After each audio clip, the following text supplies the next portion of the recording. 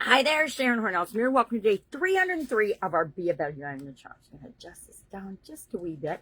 Today, we are talking about step 7 of the IDEANCE process, the final step in our process, which is E for educate. IDEANCE is a process we came up with at the beginning of the year to help us to really get traction, really get success in each of the different areas and aspects of the life framework: physical, mental, emotional, spiritual, financial, relationships, contribution, confidence, and communication.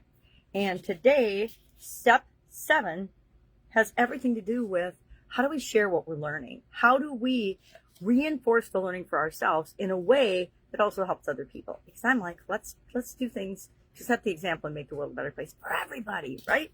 So educate means to teach or share some of the things that you learned, some of your ahas, your lessons learned. How can you go about sharing those?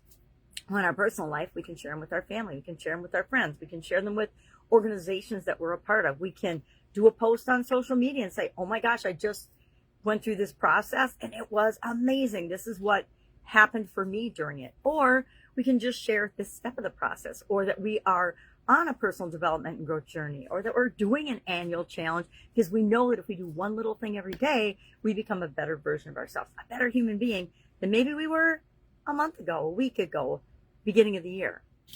So today, all we are going to do is we're going to share how we're going to share, right?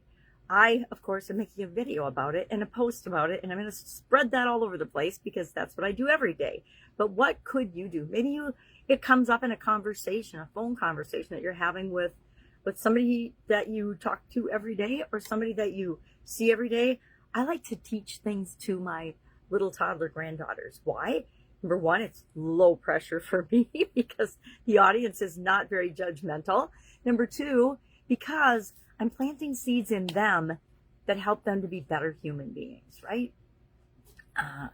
And I think that's our job as parents and grandparents, is to help them not have to go through all the stuff that we went through, right? If we're going through all the things or worse things than our parents, maybe our parents didn't do a great job. I didn't do that.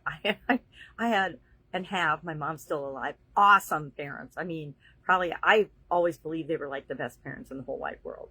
I still do, right? I still, believe that they raised us and were the best parents in the whole wide world, because they were awesome. They were good role models. They taught us how work ethic. They taught us how to set goals. They taught us how to be good human beings, and how that turned out in each and every one of us is slightly different, right?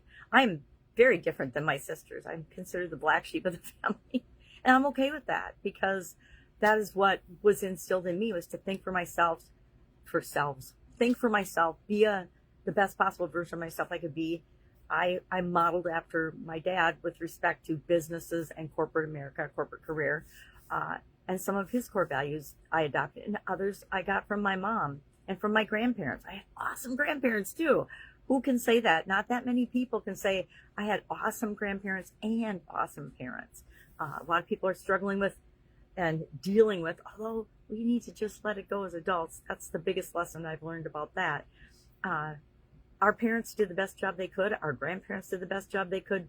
We as parents did the best job we could, knowing what we knew at the time.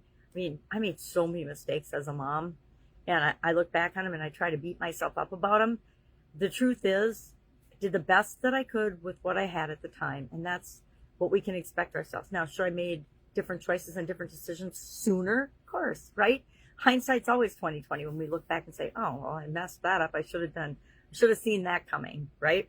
I should have seen that coming. It's always, if I don't listen to my head, my heart, my intuition. If I ignore any one of them, it turns out bad. So that's one of my greatest lessons learned so far in life. So today, how are you going to share one thing about the IDEANCE process with somebody else today, so you can reinforce it for you? The reason we share it and we educate other people on it and we teach it is because it helps us to really internalize it and make it our own. The reason I teach it every month is I want to internalize it and make it my own, so that by the end of the year, going into next year, this process is now in my toolbox forever. Just like the growing process last year we used. It's now in my toolbox forever. And It's got some of the same steps, but it's also got different ones. This is the first time I've ever talked about sharing the information and educating other people with it. We didn't have it in our process last year. And so every year it morphs and changes, which is what the annual challenge is all about, which is what being a better version of ourselves is all about, and continuous improvement is all about. So, any questions about this? If you don't know how to do or what to do or how to share it, please ask, because I am just full of ideas.